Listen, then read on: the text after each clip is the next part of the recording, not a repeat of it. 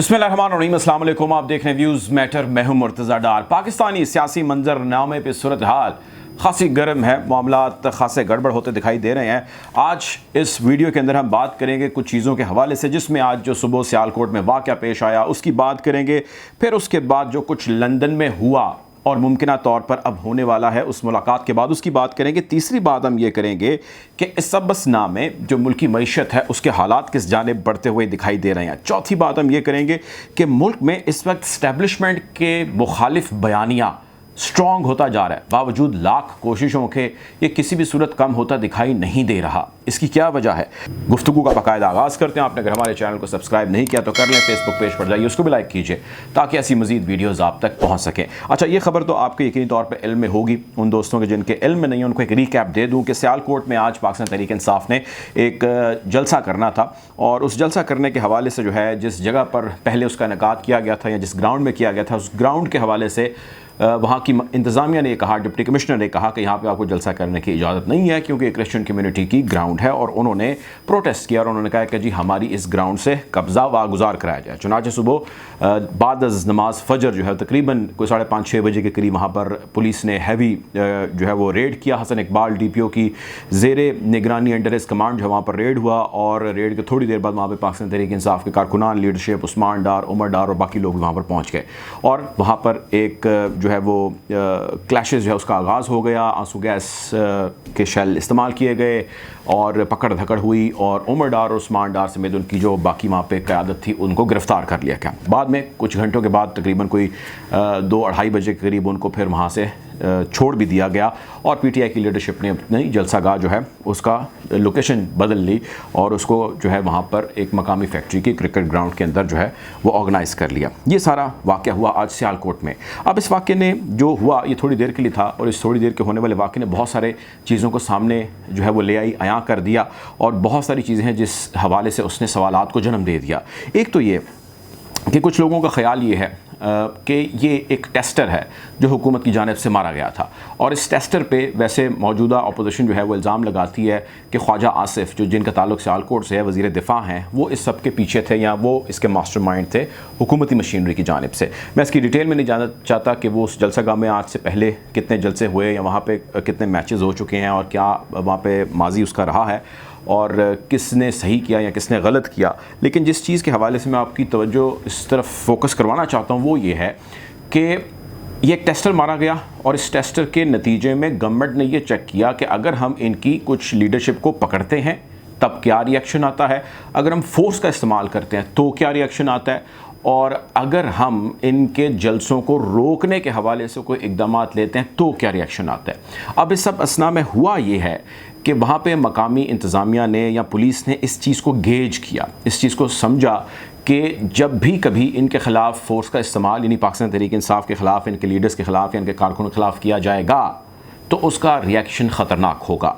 और उसका अंदाज़ा उन्होंने इस चीज़ से लगाया कि जैसे ही सियालकोट के अंदर मामलात ख़राब हुए, फ़ौरन former prime minister Imran Khan आए, उन्होंने ट्वीट्स की, बयानात दिए, और उन्होंने तमाम टॉप जो उनकी लीडरशिप है पाकिस्तान तहरीक इंसाफ की, उनके लीडर्स को वहाँ पर पहुँचने का कहा। शफ़कत महमूद पहुँचे, फवाद चौधरी पहुँचे, बाकी जो उनकी कुछ लीडरशिप के अहम बंदे हैं वो भी फौरी तौर पर पहुँचे, और उनके पहुँचने का मतलब है कि उनकी कॉल पर आगे जितने भी उनके अंडर कमांड बंदे हैं वो भी वहाँ पर पहुँचे। सो देखते ही देखते एक छोटा सा शहर है सियालकोट, वो सारा बंद हो गया, ब्लॉक हो गया, और वहाँ पे लोगों का जो में गफ़ीर है, पाकिस्तान तहरीक इंसाफ के कारकुनान वहाँ पे इकट्ठे हो गए। जिस किस्म के मनाजिर वहाँ पर सामने आए, दिखाए गए, वो तमाम इस चीज़ के एविडेंट थे कि बड़ा ज़बरदस्त रिएक्शन है जो आया, जिसकी वजह से फिर कुछ हाई कमान से जो मौजूदा गवर्नमेंट है कुछ टेलीफोन आए फ़ौरन DPO साहब को, उनको कहा कि जो बंदे आपने पकड़े समेत उमर डार के और उस्मान डार के उनको फ़ौरी तौर पे जो है वो छोड़ा जाए। सो ये सारा आज की एक्टिविटी हुई, और इस एक्टिविटी में जो चीज़ें गेज की गई वो लोकल इंतज़ामिया ने या गवर्नमेंट ने गेज कर ली कि हम अगर इनके ऊपर प्रेशर डालेंगे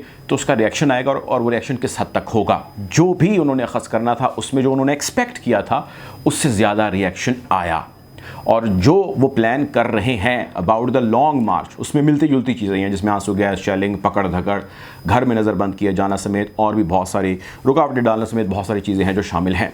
और उसको लेके बहुत सारे कंसर्न्स हैं जो इस वक्त ओवरऑल मुल्क के जो है वो तमाम कंसर्न क्वार्टर्स में या हलकों में अहम जो है पाए जाते हैं। दूसरी चीज़ जिसके हवाले से हमने बात करनी है कि यार ये तो एक तरफ इमरान खान जल्द से जुलूस कर रहे हैं, लोगों के अंदर गम गुस्सा ये है उनका ताल्लुक पाकिस्तान तहरीक इंसाफ से हो या ना हो।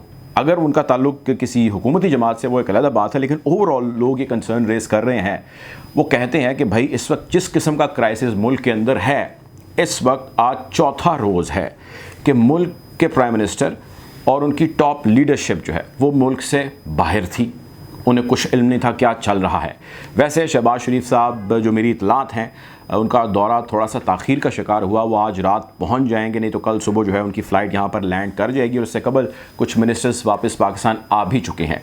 लेकिन जहाँ या जिस सूरत हाल में एक एक मिनट अहम हो, एक एक घंटा अहम हो, वहाँ पर अगर कई दिन के लिए मुल्क की टॉप ब्रास हुकूमत की अगर लंदन जाएगी और जाके एक ऐसे शख्स के सामने जो है वो हाज़िरी देगी जो अदालतों का मुलजिम नहीं मुजरिम है, जो सज़ा याफ्ता है, जिसके ख़िलाफ़ अदालतें सज़ाएँ सुना चुकी हैं, जो अदालतों से मफरूर है, तो ऐसे शख्स के आगे तमाम टॉप लीडरशिप मौजूद थी। और इन ख़राब हालात के अंदर जो चीज़ इस वक्त इस सारी सियासत से दूर हट के काबिल गौर है, लोगों के लिए परेशानी का बाइस है, वो इस वक्त मुल्क की मईशत है, मुल्क के हालात हैं, वो जिस संफ के अंदर बढ़ रहे हैं।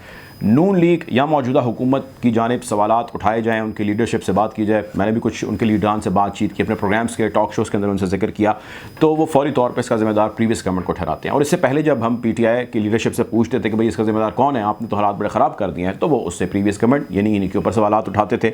तो ये ब्लेम गेम का सिलसिला जारी है। लेकिन इस सबसनाक के अंदर इस वक्त जो हालात हैं, डॉलर 193 रुपये से ज़्यादा हो चुका है, ओपन मार्केट में 194 साढ़े 94 रुपये की भी आवाज़ आ रही है। पेट्रोल जो है उसके ऊपर बहस ये नहीं जारी कि पेट्रोल की कीमतें बढ़नी चाहिए कि नहीं बढ़नी चाहिए, बहस ये जारी है कि यकमुश्त बढ़नी चाहिए या इन स्लैब्स या इन फ्यू डेज़ जो है उसको बढ़ना चाहिए। और जो बढ़ने की पहली अमाउंट या जो रिक्वायर्ड अमाउंट है वो तकरीबन जो है 48 रुपये के करीब है, जिसके बाद अंदाज़ा लगाया जा रहा है कि 195 से 198 के करीब पेट्रोल फ़ी लीटर की जो है वो कीमत तय हो जाएगी। डॉलर का जिक्र हो गया, पेट्रोल का जिक्र हो गया। स्टॉक मार्केट 450 से 600 पॉइंट्स जो है वो हर रोज़ डिप उसको लग रही है, वो डाउन जा रही है। अशिया खुरनोश की कीमतें जो है उसमें होश रुबा इजाफा हो चुका है और हालात इंतहाई मखदूश हैं और होते दिखाई दे रहे हैं। और इस सब हसना के अंदर पाकिस्तान की कोई मदद करने को तैयार नहीं है। और मदद से मुराद मेरी बैरूनी कोई बैनुल-अक़वामी मुल्क या बैरूनी कोई बैनुल-अक़वामी ताकत है जो आ गया और पाकिस्तान को लोन दे। तमाम तर कुव्वतें ज़्यादातर अभी इनकार कर चुकी हैं और वो रिलेट कर चुकी हैं सारी सूरत हाल को कि अगर आपने IMF वाली डील डन की या उसके ऊपर अमल दरामद किया तो फिर आपके लिए बेहतरी हो सकेगी। और उस डील का मतलब ये है कि मज़ीद महंगाई मुल्क के अंदर की जाए, पेट्रोल की कीमत को बढ़ाया जाए। अब एक और चीज़ वो ये है कि इस सबसना में इस्टेब्लिशमेंट के ख़िलाफ़ बयानियाँ पाकिस्तान के अंदर या उठने वाली आवाज़ें जो हैं वो खासी स्ट्रॉन्ग होती चली जा रही हैं। पॉलिटिकल पार्टीज़, वो नून लीग है, पीपल्स पार्टी है, JUIF है, वो MQM है या वो PTI है, जितनी भी जमातें हैं, इन तमाम जमातों की सियासत, इनके माजी में किए गई हरकतें सारी एक तरफ, लेकिन इस सबसना के अंदर इस्टेब्लिशमेंट का रोल और वो रोल अब या जो माजी में रहा है, इस हवाले से आवाज़ें जो उठ रही हैं, जो डिस्कशंस हो रही हैं, जो आर्टिकल कॉलम राइटअप लिखे जा रहे हैं, प्रोग्राम्स में जो बातचीत हो रही है, जो खबरें आ रही हैं, जो रिबटल्स आ रहे हैं, वो बहुत ज़्यादा एंटी इस्टेब्लिशमेंट बयानिए को हाईलाइट कर रहे हैं। और वो ये और उसकी बहुत सारी रीज़न्स हैं, जिन रीज़न्स में एक रीज़न ये है कि इस वक्त जो मौजूदा निज़ाम है, जो मौजूदा गवर्नमेंट है, जो मौजूदा सेटअप है, वो इसकी एक बहुत बड़ी रीज़न है। इस मौजूदा सेटअप या इस मौजूदा गवर्नमेंट में वो लोग मौजूद हैं जो अदालतों से सज़ा याफ्ता हैं, जो अदालतों को कई केसेस के अंदर मतलूब हैं, जिनसे बहुत सारा रिकॉर्ड, बहुत ही heinous crimes like money laundering जो है वो उनसे मतलूब है, जिसको वो अभी तक नहीं जमा करा पा रहे। इसमें तकरीबन 70% के करीब लोग इस मौजूदा हुकूमत में ज़मानतों के ऊपर हैं। सो ये वही लोग हैं जो इस मुल्क के अंदर गुज़िश्ता 30 से 35 साल से हुक्मरानी करते आ रहे हैं, रूल करते आ रहे हैं। और आज बावजूद उनके तमाम मसले मसाइल, उनके बयानात, उनकी स्टेटमेंट्स, उनके एक्शंस, उनके रिएक्शंस, उनके करप्शंस के, उनकी लूट मार के आज वो फिर बरसरे इक़्तिदार हैं।